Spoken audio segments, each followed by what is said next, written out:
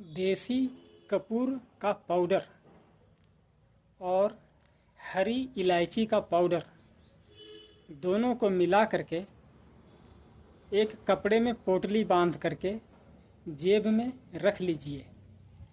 और जब कभी सूंघ लिया कीजिए तो छींक आने की समस्या में बहुत आराम मिल जाएगा।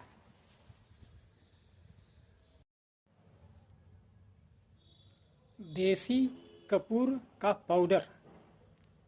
और हरी इलायची का पाउडर दोनों को मिला करके एक कपड़े में पोटली बांध करके जेब में रख लीजिए और